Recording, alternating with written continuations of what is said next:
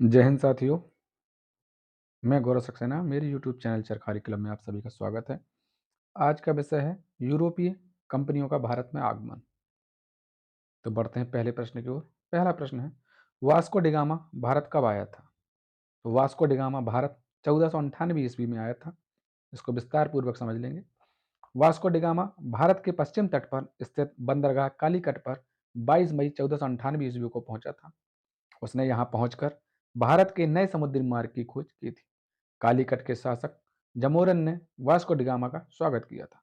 Vasco da Gama के भारत आगमन से पुर्तगालियों एवं भारत के मध्य व्यापार के क्षेत्र में एक नए युग का शुभारंभ हुआ था। वास्को डिगामा ने भारत में काली मिर्च के व्यापार से 60 गुना से अधिक मुनाफा कमाया था, जिससे अन्य पुर्तगाली व्यापारियों को भी प्रोत्साहन मिला था। पुर्तगाली व्यापारियों ने भारत में कालीकट, गोवा, दमन, दीव एवं हुगली के बंदरगाहों में अपनी व्यापारिक कोठियां स्थापित की थी। 1505 ईस्वी में फ्रांसिस्को द अल्मीडा भारत में प्रथम पुर्तगाली वायसराय बनकर आया था। तो प्रथम पुर्तगाली वायसराय फ्रांसिस्को द अल्मीडा था। अल्मीडा के बाद अल्फांसो द अल्बुकर्क 1509 ईस्वी में वायसराय बनकर आया था। अल्बुकर्क ने बीजापुर के शासक यूसुफ आदल शाह से गोवा छीनकर अपने अधिकार में कर लिया था। अल्बुकर्क ने 1510 में बीजापुर के शासक यूसुफ आदिल शाह से गोवा छीनकर अपने अधिकार में कर लिया था। गोवा को पुर्तगालियों ने अपनी सत्ता और संस्कृति के महत्वपूर्ण केंद्र के रूप में स्थापित किया था। बढ़ते हैं अगले प्रश्न की ओर। अगला प्रश्न है, पुर्तगाली उपनिवेश का प्रथम वायसराय कौन हुआ? तो पुर्तगाली उपनिवेश का प्रथम वायसराय हुआ फ्रांसिस्को द अल्मीडा। अगला प्रश्न है, किसने वास्को डिगामा का कालीकट पर स्वागत किया था? तो वास्को डिगामा का कालीकट पर स्वागत कालीकट के शासक जमोरिन ने किया था। अगला प्रश्न है, भारत में पुर्तगाली शक्ति का वास्तविक संस्थापक कौन था? तो भारत में पुर्तगाली शक्ति का वास्तविक संस्थापक अल्बुकर्क था। इसको विस्तार पूर्वक समझ लेंगे। भारत में पुर्तगाली शक्ति का वास्तविक संस्थापक अल्बुकर्क को माना जाता है। इसने भारत में एक प्रादेशिक शक्ति के रूप में पुर्तगाली राज्य की स्थापना की थी। फरवरी 1510 में बीजापुर के आदिल शाही सुल्तान से गोवा को जीतना अल्बुकर्क की पहली महत्वपूर्ण उपलब्धि थी। भारत में पुर्तगालियों की संख्या में वृद्धि करने एवं उनकी स्थायी बस्तियां बसाने के उद्देश्य से पुर्तगालियों को भारतीय महिलाओं के साथ विवाह करने के लिए प्रोत्साहित किया था। अगला प्रश्न है, पुर्तगालियों ने प्रथम दुर्ग कहाँ स्थापित किया था? तो पुर्तगालियों ने प्रथम दुर्ग कोचीन में स्थापित किया था। अगला प्रश्न है, मध्यकाल में सर्वप्रथम भारत से व्यापार संबंध स्थापित करने वाले यूरोपीय कौन थे? तो मध्यकाल में सर्वप्रथम भारत से व्यापार संबंध स्थापित करने वाले यूरोपीय थे पुर्तगाली। प्रथम यूरोपीय यात्री वास्को डिगामा कई दिनों की समुद्री यात्रा के बाद अब्दुल मजीद नामक गुजराती पथ प्रदर्शक की सहायता से 1498 ईस्वी में कालीकट के समुद्र तट पर पहुंचा था। भारत में सबसे पहले पुर्तगाली 1498 में आए थे तथा सबसे बाद में 1961 में वापस गए थे। अगला प्रश्न है, कलकत्ता का संस्थापक कौन था? तो कलकत्ता का संस्थापक था जॉब चार्नॉक। अगला प्रश्न है, भारत में अंग्रेजों ने अपनी पहली फैक्ट्री कहाँ स्थापित की थी? तो ईस्ट इंडिया कंपनी अपनी पहली फैक्ट्री कहाँ स्थापित की थी? तो ईस्ट इंडिया ने अपनी पहली कंपनी सूरत में स्थापित की थी। कैप्टन विलियम हॉकिंस सूरत से मुगल दरबार 1608 में पहुंचे थे। कैप्टन विलियम हॉकिंस सूरत से मुगल दरबार 1608 में पहुंचे थे। सूरत में फैक्ट्री स्थापित करने की अनुमति प्राप्त नहीं कर सके थे, परंतु कैप्टन विलियम हॉकिंस सूरत में फैक्ट्री स्थापित करने की अनुमति प्राप्त नहीं कर सके थे। परंतु 1611 में पुर्तगालियों के विरोध के बाद भी अंग्रेज व्यापार करने की अनुमति प्राप्त करने में सफल हो गए और 1613 में स्थायी रूप से सूरत में फैक्ट्री को स्थापित किया था। अगला प्रश्न है, ब्रिटिश ईस्ट इंडिया कंपनी ने बंबई किससे लिया था? तो ब्रिटिश ईस्ट इंडिया कंपनी ने बंबई को पुर्तगालियों से लिया था। 1661 ईस्वी में इंग्लैंड के सम्राट चार्ल्स द्वितीय का विवाह पुर्तगाल की राजकुमारी कैथरीन से हो गया था, जिस पर चार्ल्स को बंबई उपहार के रूप में प्राप्त हुआ था। अगला प्रश्न है, पुर्तगालियों ने अपनी पहली व्यापारिक कोठी कहाँ खोली थी? पुर्तगालियों ने अपनी पहली व्यापारिक कोठी कोचीन में खोली थी। अगला प्रश्न है, पुर्तगालियों के बाद भारत में कौन आया था? पुर्तगालियों के बाद भारत में डच आए थे। पुर्तगालियों के बाद भारत में डच आए। पहला डच यात्री कार्नेलियन हाउटमैन 1596 में भारत के पूर्व सुमात्रा पहुंचा था। डचों ने भारत में अपनी पहली फैक्ट्री 1605 ईस्वी में मसूलीपट्टनम में स्थापित की थी। अगला प्रश्न है, मुगल दरबार में जाने वाला प्रथम अंग्रेज कौन था? तो मुगल दरबार में जाने वाला प्रथम अंग्रेज था कैप्टन हॉकिंस। यह जेम्स प्रथम का राजदूत था। अप्रैल 1609 में जहांगीर के दरबार में गया था। जहांगीर ने 1613 में एक फरमान जारी कर अंग्रेजों को सूरत में थॉमस एल्डवर्थ के अधीन व्यापारिक कोठी खोलने की इजाजत दी थी। अगला प्रश्न है, पुर्तगाली ईस्ट इंडिया कंपनी की स्थापना कब हुई थी? पुर्तगाली ईस्ट इंडिया कंपनी की स्थापना 1498 में हुई थी। अंग्रेजी ईस्ट इंडिया कंपनी की स्थापना कब हुई थी? तो अंग्रेजी ईस्ट इंडिया कंपनी की स्थापना 1600 ईस्वी में हुई थी।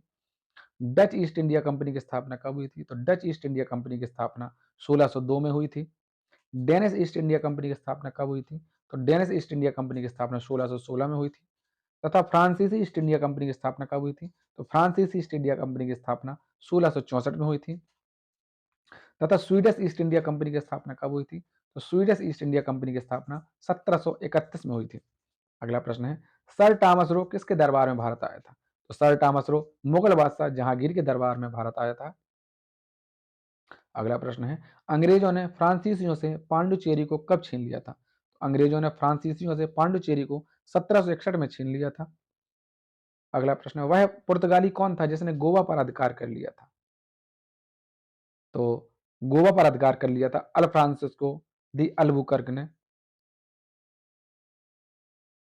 अगला प्रश्न है, पुर्तगाली व्यापारिक कंपनी के भारत आगमन का सर्वप्रमुख उद्देश्य क्या था? तो पुर्तगाली व्यापारिक कंपनी का भारत में आगमन का प्रमुख उद्देश्य था काली मिर्च व अन्य मसालों के व्यापार पर एकाधिकार प्राप्त करना।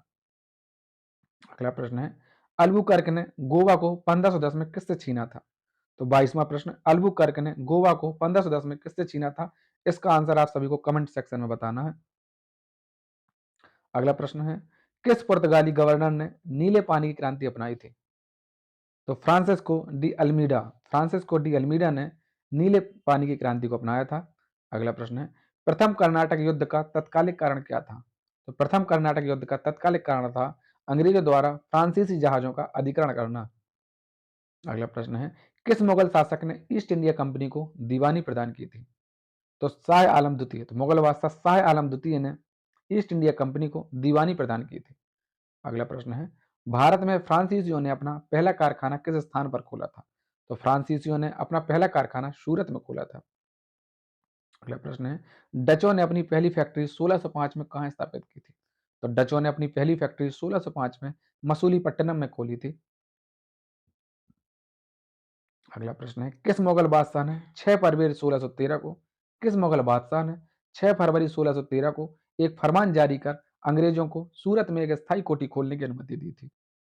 तो मुगल बादशाह जहांगीर ने 6 फरवरी 1613 को एक फरमान जारी किया था जिसमें अंग्रेजों को सूरत में एक स्थायी कोठी खोलने की अनुमति दी गई थी।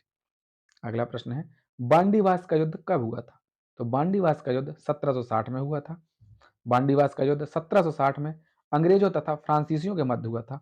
इस युद्ध में ब्रिटिश ने फ्रेंच को हरा दिया था तथा इस युद्ध के बाद अंग्रेजों की सर्वोच्चता स्थापित हो गई थी। बांडीवास के युद्ध में अंग्रेजों का नेतृत्व सर आयर कूट ने किया था। तो बांडीवास के युद्ध में अंग्रेजों का नेतृत्व सर आयर कूट ने किया था। अगला प्रश्न है, किस युद्ध से भारत में ब्रिटिश प्रभुत्व का प्रारंभ हुआ था? तो 1757 के प्लासी युद्ध के बाद भारत में ब्रिटिश प्रभुत्व का प्रारंभ प्लासी के युद्ध से प्रारंभ हो गया था। प्लासी का युद्ध 23 जून 1757 में रॉबर्ट क्लाइव के नेतृत्व में अंग्रेजों ने बंगाल के नवाब सिराजुद्दौला को पराजित किया था। इस युद्ध में सिराजुद्दौला के सेनापति मीर जाफर ने नवाब के साथ गद्दारी की थी। रॉबर्ट क्लाइव को भारतवर्ष में ब्रिटिश साम्राज्य का संस्थापक माना जाता है। पलासी का युद्ध मैदान कहाँ स्थित है? तो पलासी का युद्ध मैदान पश्चिम बंगाल में स्थित है। पलासी का वर्तमान नाम पलासी है। पलासी का युद्ध मैदान पश्चिम बंगाल राज्य के नदिया जिले में भागीरथी नदी के किनारे स्थित है। अगला प्रश्न है, सबसे अधिक निर्णायक युद्ध कौन सा था जिसमें अंग्रेजों ने भारत में प्रभुत्व को संस्थापित कर दिया था? तो यह युद्ध है 1764 का बक्सर का युद्ध। विस्तार पूर्वक समझ लेंगे। 22 अक्टूबर 1764 को अंग्रेजों के सेनापति हेक्टर मुनरो की सेना ने तो 22 अक्टूबर 1764 को अंग्रेजों के सेनापति हेक्टर मुनरो की सेना ने मीर कासिम, अवध के नवाब सुजोउद्दौला तथा दिल्ली के मुगल सम्राट शाह आलम द्वितीय की सम्मिलित सेना को बक्सर के युद्ध में पराजित कर दिया था। इस युद्ध के बाद अंग्रेजों को चुनौती देने वाला कोई नहीं बचा था। इलाहाबाद तक का प्रदेश अंग्रेजों के अधिकार में आ गया था तथा अंग्रेजों का शिकंजा भारत पर पूर्ण रूप से कस गया था। बक्सर का युद्ध अंग्रेजों की आधिपत्य की स्थापना की दृष्टि से सबसे महत्वपूर्ण समझा जाता है। अगला प्रश्न है 1765 में किसने ईस्ट इंडिया कंपनी को बंगाल की दीवानी प्रदान की थी? तो 1765 में मुगल सम्राट शाह आलम द्वितीय ने ईस्ट इंडिया कंपनी को बंगाल की दीवानी प्रदान की थी।